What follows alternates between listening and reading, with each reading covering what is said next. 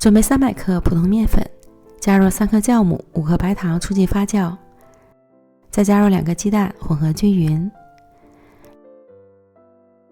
然后加入360克35度左右的温水，顺着一个方向搅拌成无颗粒的细面糊。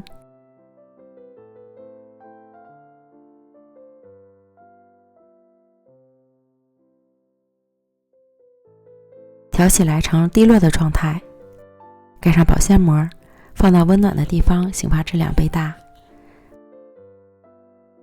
发酵好的面糊全都是小泡泡，搅动排气。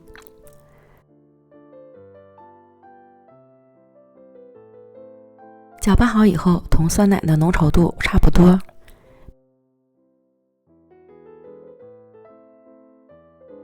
平底锅开小火，预热刷油，舀入2勺面糊，晃动均匀，摊成圆饼。由于每家锅的大小不同，面糊的量要自己掌握一下。表面再撒一点熟芝麻，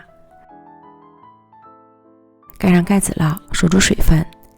表面烙至定型后，淋油翻面，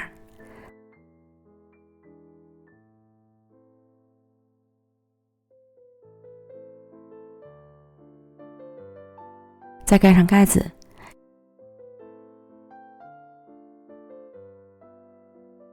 另一面烙至上色即可出锅。